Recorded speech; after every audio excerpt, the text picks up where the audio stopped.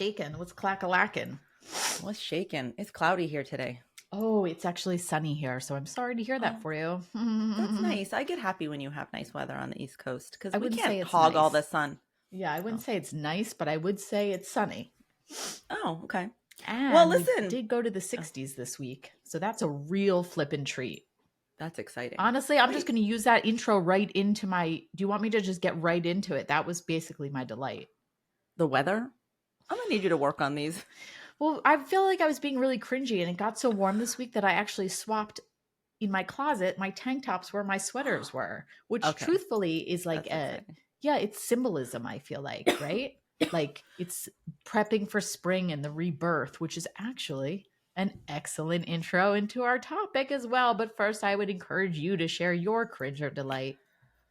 Well, my cringe is that your delight is the weather, and next week I need you to do better. It's East Coast. Weather's a big deal. Okay. Yeah, you're right. You're right. It is. Okay, I have a cringe story for you. Mm-hmm. Another one where I almost texted you, and then I was like, I can't. I got to save it for Friday. Oh, no. So I take my youngest, Keon, to downtown to go shopping. He's going to a bar mitzvah. He's flying to DC by himself today, my baby. So, and he has he's a 13-year-old boy. So just try to imagine what kind of clothes he has available. So we're, going to go shopping on Tuesday. So I take him downtown, and I am adamant about, this about me, parking on the street. I don't like parking in parking garages. I think it's a waste of money. I think street parking is so available. And it's just, I think I get excited about the hunt. And I will add, you have the most remarkable parking karma I have ever encountered in my life. I agree with you. It's the gods up. They open it up for you. The parking it's pretty gods. Magical. Yeah. So we pull up and there's a spot, but the spot is on the end, right before the curb turns into an entry point to a shopping center. And there's a little Mini Cooper in front of me who has I want to say 10 feet of space in front of him. And he's sitting in his car. So in order for us to be able to park where we want to park, he would just need to scoot up I'm not even kidding you, 2 feet. Right. Just 2 feet. He's just sitting in his car.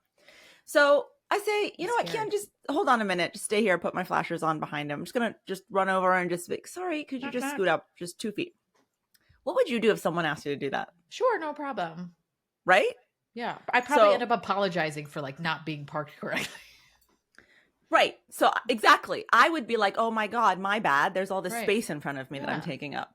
Okay. So I knock. He looks at me kind of shadily, rolls down his window, and I say, and I do this. I hate that I do this. I think a lot of women do this. My voice goes higher when I'm trying to, you try to get a little I don't know. It's so annoying. And I hate it. So I did that to be extra pleasant. Do you mind just scooting forward 2 feet so we can fit behind you? If I do that, you're going to box me in.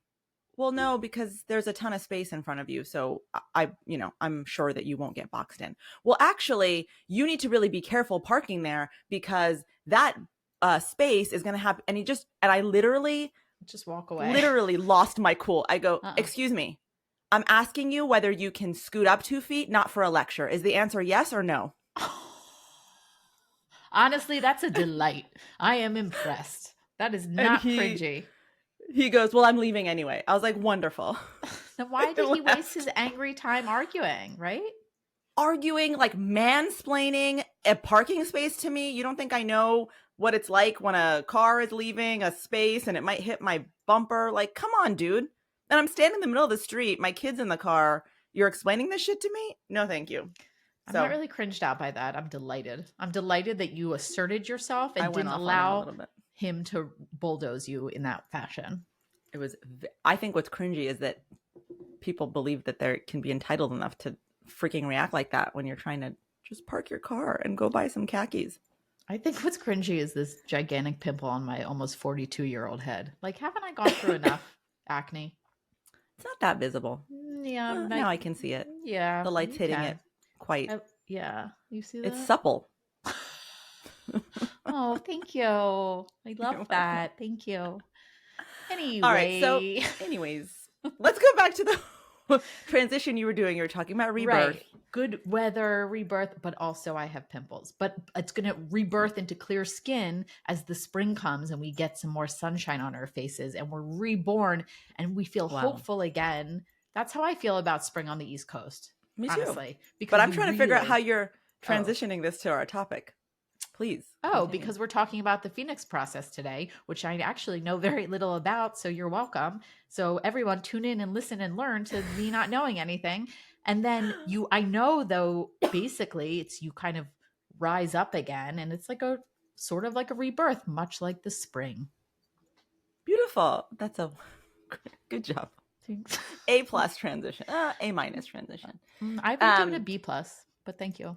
Oh, okay. I'm kinder to you than you are to yourself. Surprise, surprise. So Phoenix process. This is okay. This is taking a turn. Yeah. So why did we want to talk about the Phoenix process and how is this going to be useful to our listeners, as we always like to say up top at the show? The Phoenix process is such an important part of the self-actualization journey, this journey that we all are on to identify who we are really, what our truth is, and live in that truth unabashedly so that we can be in our purpose and we can be fulfilled and we can be connected to ourselves and to each other. And so along this journey, all of us go through this process, but I think many of us don't understand the process.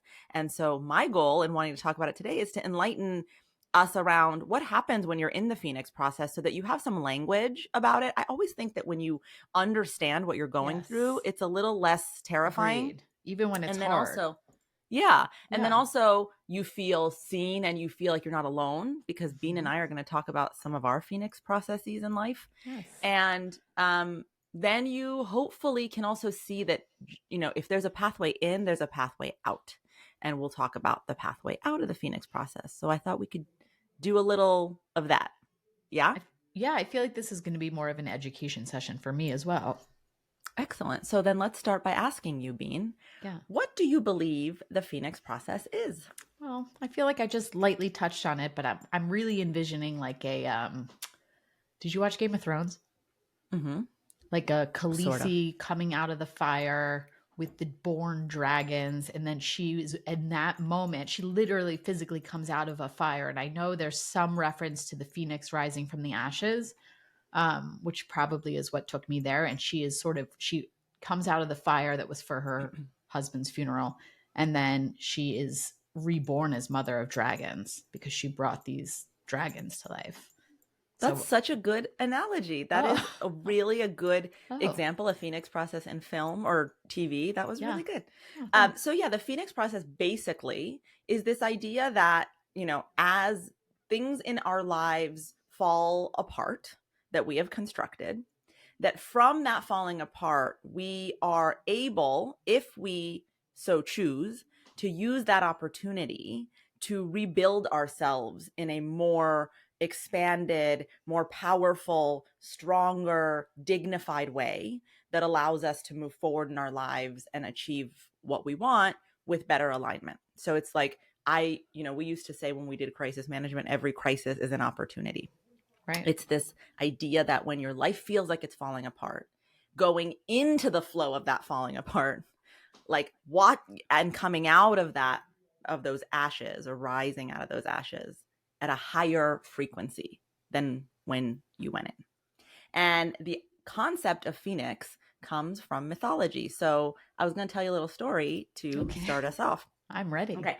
So the Phoenix is actually a bird that you see, a mythological bird that you see in a lot of traditions, particularly in Egyptian mythology. It shows up a lot, but it also shows up in Greek mythology. I was delighted to find that it is also really big in ancient Persian mythology too. Delightful. It's also in native stories. And what's really cool is that in all of these cultures, totally disparate, the story is pretty much the same. Right. I'm going to tell you the Egyptian myth around the Phoenix. So according to this legend, the Phoenix, this bird, originally lived in paradise, and it was immortal, and it knew that it would live forever. But after thousands of years of living in paradise, the Phoenix gets bored with paradise and wants a new life. So it leaves paradise and it travels to the mortal world which is governed by the energies of life and death, because now it wants to experience those things. Right. When it's here, the phoenix realizes that he couldn't die, but wants to renew himself. So what he does is he builds a nest over time. He's building this nest as he's here on the mortal plane, and he waits for the sun god Ra, again, this is Egyptian mythology, to arrive. When the sun god Ra arrives, he drives his chariot across the sky. The phoenix sings to get his attention. And as Ra is listening and is enchanted by the song, he stops his chariot, and a spark from his chariot, remember he's the sun god, falls and sets the nest that the phoenix built alight, on fire, engulfed in flames. And engulfed in flames, the nest goes up in flames, the phoenix goes up in flames. But since the phoenix was a magical and immortal bird, after 3 days, he's reborn from the ashes, and he lives on, repeating this cycle of life and rebirth every 1,000 years. So in Egyptian mythology, they believe that the phoenix comes back every 1,000 years. And that this is the cycle of being reborn from the ashes. Ooh, that's a lot of work every 1,000 years, I feel like. Right? Poor guy. But the idea is that, he's trying to end, he wants to experience not being immortal. He's trying to end it. He sets this nest on fire. He goes up in flames. Everything he's built goes up in flames, but he rises from those ashes. Hell yeah, he does. Magical. Yeah, he does. Greeks talked about the phoenix from this idea of, they talk a lot about the transmigration of the soul, and believing in that there's more to a person's soul after death. And so they talk about this same myth, but in that vein of, even if your body dies, your soul continues to rise and live on forever from this idea of the phoenix process. In native cultures, the phoenix was called the thunderbird. It's a large, colorful bird, and it has healing powers for humans. Thunderbird. That's the same as the phoenix? Oh, who knew? In native cultures, yeah. And it regenerates the earth by bringing rain. And it was also the first image depicted on the Great Seal of the newly reborn United States of America in 1782 after the War of Independence from Britain. So another symbol of rising from the ashes to become something wonderful. Oh, beautiful. That's just a little mythology about the phoenix. I liked it. I thought it was relevant because it really is the core of why we call this process of parts of our lives falling apart the phoenix process. It's related to these myths. Yay. So with that said, I want to ask you a question. Please. If you think about this analogy to the phoenix process, when has there been a moment in your life where you feel like you've had a significant phoenix process? One, can I ask a quick question? Can you go through multiple phoenix processes throughout your life? Yes. I mean, I can't really think back that far because I have a really shitty memory. But the thing that comes to mind immediately is actually very recent for me. In December of 22, I had major foot surgery. I had injured my foot a year and a half prior and had been completely unable to function in the way I had been functioning my whole life because I wasn't able to walk very far. So everything to me became about my foot. It was, I couldn't park at the grocery store too far away because I couldn't use the steps. And in that fashion, because I needed to be able to have enough steps in the day to get everything done, but my foot would only last for so long without being in severe pain. So my whole life, it was really, I guess, it started with the fall when I hurt my foot, which was like I just missed one step in my basement and I tore like every ligament in my foot. I had all this tendon damage. It was just one simple step, which I actually ended up using as like symbolism for my life, like how everything can shift in a second and how you should be mindful of that and how there's the before and after. Anyway, all of this went on. I tried so many therapies, alternative, Western medicine. I tried everything under the sun. Nothing fixed it. I made the decision to have massive foot surgery, which put me out of commission for, I can't remember. I was bedridden for like 7 weeks, maybe. Yeah. It was a long time. And it was basically, it was a lot of prep going into it. And it was a lot of emotional work. And then I basically sat on the sidelines of my life for 7 weeks, 8 weeks. And even when I was able to walk, I was only allowed to walk minimally. So it was really about a 3-month process of me kind of just sitting back. And first of all, I had so much time to think, so much time. There was nothing to keep me busy during the day because I couldn't move. So I just thought about everything I had experienced up until that point. I watched my entire life from the sidelines, which I have to tell you was almost horrifying in some ways, glorious in other ways. Like it was really like having a front row to my own life. It was very bizarre. And I think I learned in there, like, where my true support comes from, where my lack of support in life comes from, you know, people who say they'll step up. And I think it just gave me a ton of clarity around my entire world. And I think then also when I left and when I was healed and I was able to walk again, it gave me a new perspective again. Like, wow, now I can walk. Now I can do this. And I feel like last year became my year of a lot of growth for me. Not only was I transitioning with my kids starting full-time school, but I had this newfound like, oh, I can walk, I can exercise again, I can do all these things that I couldn't do that I now appreciate so much. And I realize how meaningful it is to have your health and your well-being and your mental well-being, because I was in a very dark place for those several months, probably the darkest of my life. And I feel like I kind of rose out of it. And then I started doing this podcast, and then a couple other things came out. And anyway, that would be the most recent Phoenix process. And honestly, the only one I can really pinpoint in my life. I love that you said that I was on the sidelines of my life. There's nothing more clarifying than that experience where it feels like everything is in like slow motion and you're watching it from the side and you're starting to say to yourself, wait a minute, like I constructed this thing. Correct. Do I like this thing I constructed? Oh, maybe I don't like this part, and this part needs to fall away, which is so Phoenix process. This part needs to burn away for it to evolve to something greater. Yes, it gave me the perspective of clarity, honestly. On that. Yeah, totally. Yeah. You? Give me a good one. I mean, I know you're divorced for sure. Yeah. I witnessed it. Yeah. I mean, I think that like to go a level deeper, obviously divorce is a Phoenix process. Right. The loss of a job is a Phoenix process. The loss of a parent is a Phoenix process. You know, any kind of loss is a Phoenix process. Any kind of drastic change is a process where things burn down and you have to rebuild them. I think the reason that my divorce feels like such a clear Phoenix process is when I think about this Phoenix building its nest. Right. That was what my marriage was. It was this ideal I had, of this nuclear family that I didn't get to grow up in because my parents were divorced. So I had this insistence on building this nuclear family, and I forced a lot of it. I say in my book, my ex-husband at the time when I wanted to get married said to me, I know I shouldn't get married till I'm 30. I just know that I'm not going to be like mentally prepared for everything that comes with it. And I couldn't hear that. I needed the life that I wanted because that to me was safety. And, I think ultimately really created a lot of pressure for him to, for us to get married. We got married young. We got married at 25. And I really wanted to build this nest. I wanted a certain kind of house in a very specific neighborhood.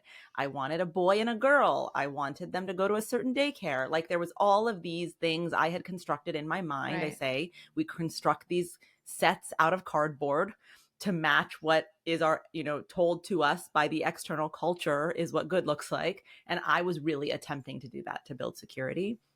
And we did it and, had the 2 kids. And, by the time the youngest was 11 months old, that entire nest blew up in flames. Yeah. Everything was engulfed in flames and our marriage just disintegrated.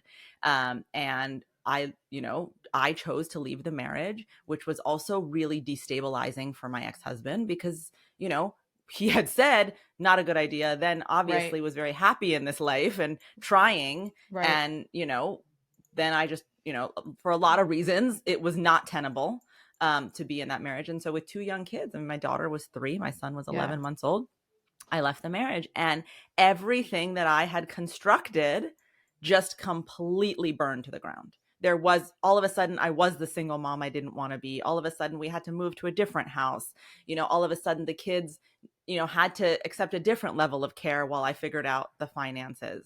And I suddenly was left with, okay, so all of these things you constructed out of idealism have burned down. And from those ashes, sifting through to find the gold, which is, what is your truth here? Right. Who are you when you're not trying to build a life that matches, the normative good that you see in a nuclear family on TV, but what are you? And I started to realize, oh my goodness, I am actually the exact opposite of so much. I am someone who values freedom above all else. I don't value routine. I don't value normativity, really. I don't value staying silent. I value speaking up. And from that place, my entire life changed, and I changed dramatically. I became so much more outspoken. That's how I got onto my path of being a coach and a teacher and a healer, because I started to really go on this journey of figuring out, who are you when all this other stuff burns away? What is your truth? And it was life-changing for me. I mean, I think it was the ultimate Phoenix process. I wonder how many people succumb, though, to that process and can't find the gold and can't sift through, and they just are like completely incapacitated by it. I think it's so true that, there's lots of people that get stuck in the darkness of the darkest part of the Phoenix process. Yeah. I think because, and that's why I'm so passionate about talking about it, because we don't realize, no, this is a rebuild moment. Right. This isn't, I think that what's really important in the work that I do, and this being part of it, is, yes, you can see everything as happening to you. And therefore you are completely powerless in what you do in response. Or you can see it as something you're co-creating.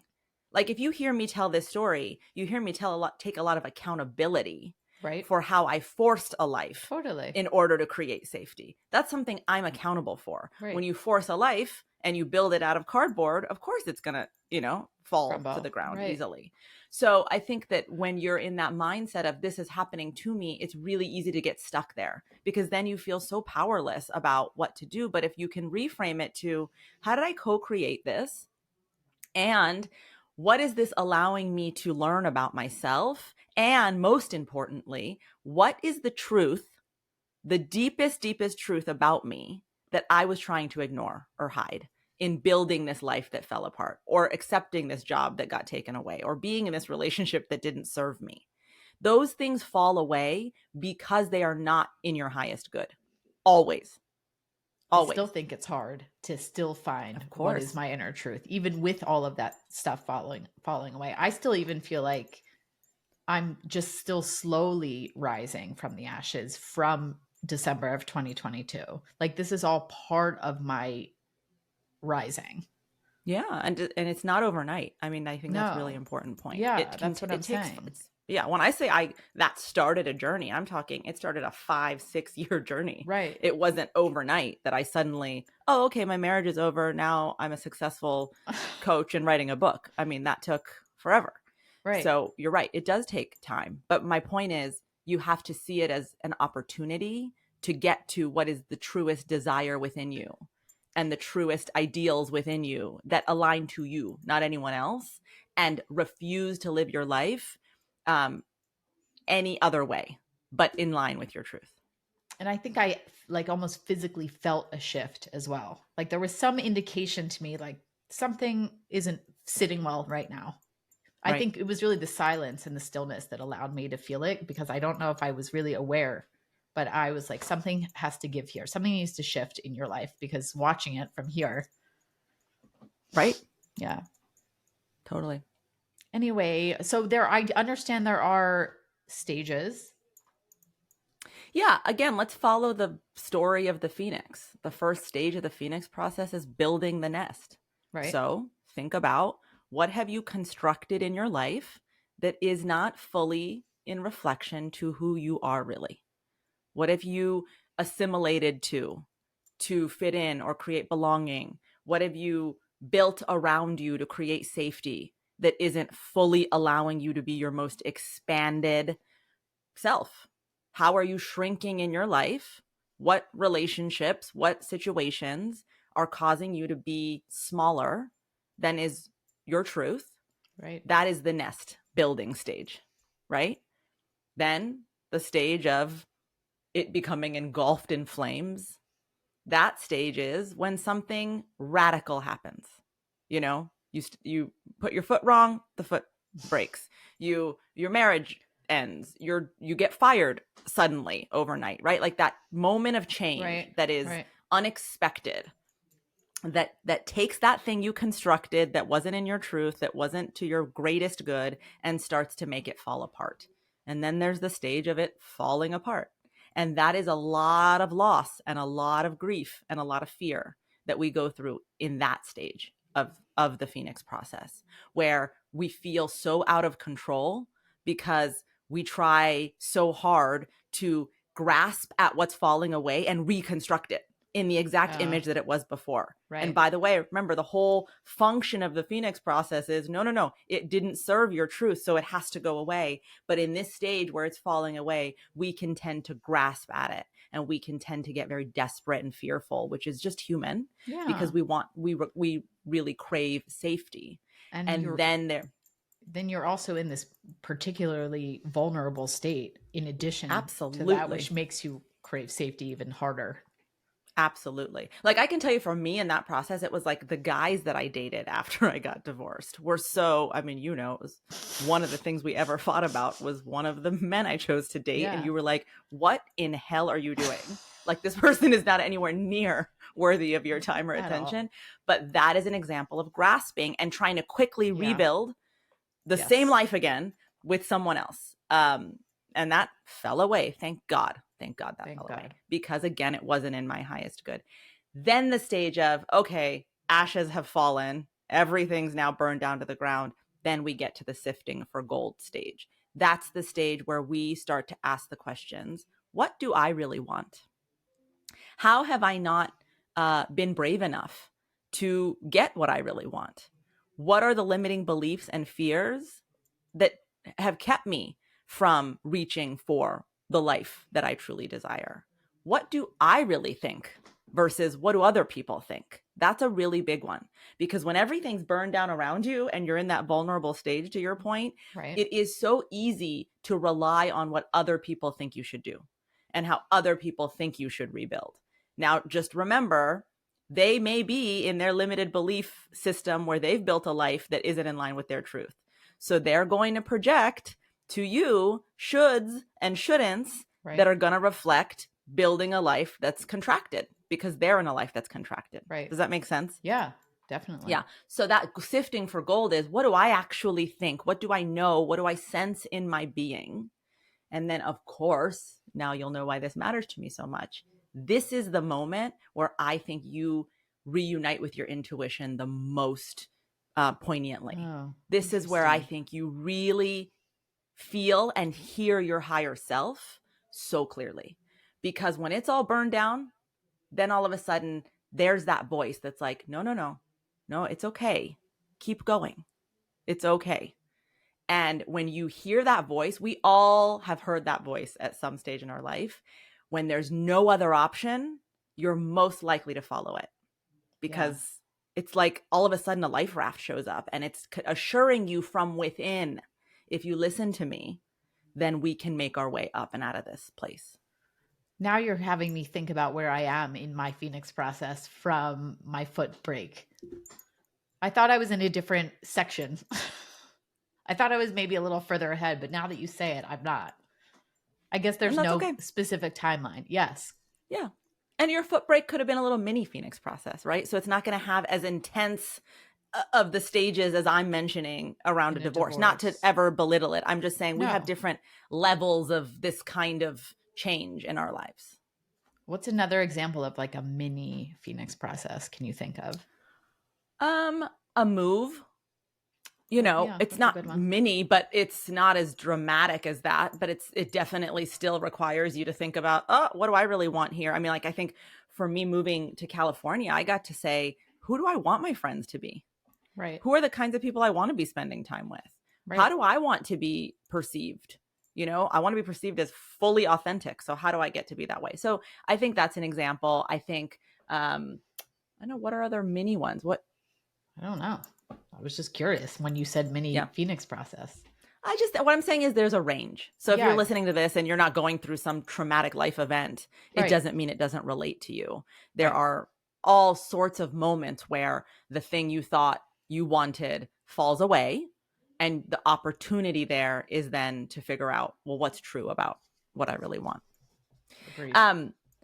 Okay, so those are the stages. And then the last stage is when we find the gold, we rebuild our image, we rebuild ourselves, we rise out of these ashes, fully aligned to our higher self, fully aligned to our truth, our dignity, in an empowered way that allows us to go towards what we desire with our purpose, and really achieve what feels fulfilling to us, not to other people. That's probably the hardest, is separating what other people are saying from what you are saying, what you just said. Because I also feel like society doesn't give us a lot of time in those moments to be down and to be sifting through the ashes. It's always like, oh, yeah, you had your heartbreak or you had that situation. Now it's time to move forward. Let's keep working. Yeah. Let's keep going. Let's keep going. Yeah. I was going to ask you, when I thought about this episode, if you can think of anyone publicly that you, now that you know the stages and you understand the Phoenix process, like what's an example of someone who's gone through something like this publicly? Phoenix process. The first person who comes to mind, which is very superficial and probably not the best example, but no, I'm going to use it, is when Brad Pitt left Jennifer Aniston for Angelina Jolie. And everyone started in with she didn't want to give him kids, she wasn't enough, all these things, and made her out to be this like spinster kind of woman who's never going to be happy, whatever have you. Plus, not only did she was unable, it turned out she was actually trying to have children, I just recently read, and was unable to. And he then left and adopted Angelina's kids, and they had kids, and then they adopted more kids. And I can't imagine how that must have felt for Jennifer Aniston in that moment. And in those times where she lost her marriage to infidelity and to then see him going on to live the life that they were attempting to live. Right. But then she came back like some badass bitch. You know what I mean? Yeah, right. Like everybody felt so sad, but now I feel like people look at her like she's awesome. Like she hangs out with her friends all the time and she like works out and great. I love that example. And leave it to my being to use Rachel from Friends. Obviously. Obviously. Felt appropriate. I think also like when you see public personalities go through addiction and beat addiction and come out of that space, and then so many of those people have a purpose of healing other people from addiction. So they'll write books, or they will start podcasts, or they'll be publicly, when they're being interviewed, they'll talk about it publicly, which makes other people who have addiction not feel so isolated and shameful. And that's super healing. So they go through this Phoenix process to come out of it as a healer of the very thing that was about to destroy their lives. It's like Glennon Doyle and her book Untamed, which I just gifted to a friend of mine. Yeah, exactly. So I think that, it's just important. I brought that up because I think that we don't give a lot of grace to public figures who are going through their Phoenix process. I think that we have a lot of judgment and we hurdle a lot of shame at people who are publicly living out this, the nest is on fire, it's burning down, now I've got to rebuild myself, but in front of millions of people.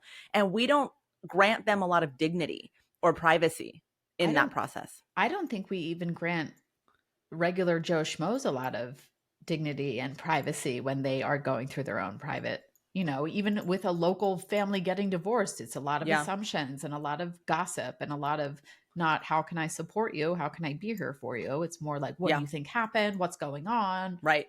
Yeah. So how can we then better support, public figures, one, but even friends or someone in your community who's struggling with this? We're not sure. I don't like the word struggling, because I think of the going through this as something almost more positive, empowering. Yeah. I think that the best way to support someone that you see going through a Phoenix process, or their life is quote unquote falling apart, is to give them your time and your curiosity and attention, but not curiosity in an invasive way. All I mean by that is that you're not making assumptions, Right. you know, not like, how could you leave that husband? He's amazing. Right. But no judgment. No judgment, just trying to understand them better and giving them your time and letting them know that you're there for them. And also, every time that someone makes a move that is about themselves, keeping the judgment of selfishness out of the picture. Yes, that's and really allowing critical. them the grace to do what's best for them without, casting a judgment on them. Totally.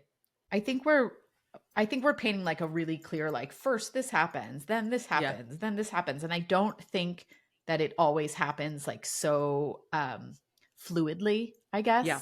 I'm thinking of my own situation, and I know that people have to get stuck in certain places, and it's right. It either takes more work to dig out or you can't find your way out. Yeah. So I want to know how I'm sure you're guiding plenty of people right now through a Phoenix process, how you advise them to be unstuck. Yeah. Phoenix process is usually what brings people to my door. Right. I think that it is very common to get stuck in different parts of this cycle. It is a cycle. You're right. It's circular. It's not linear. And I think that if you feel stuck in a certain part of this, like in the lows of it, in the sitting in the ashes, just looking at them and being like, oh my God, my life is over. Which is understandable. Then it's very understandable, which is step number one. Like, give yourself some compassion and grace. And I'm going through something really, really difficult right now, and I need to be gentle with myself. Don't be so hard on yourself. Lower your expectations for what you think you should be achieving and producing in the midst of this, really difficult time in your life. Give yourself some.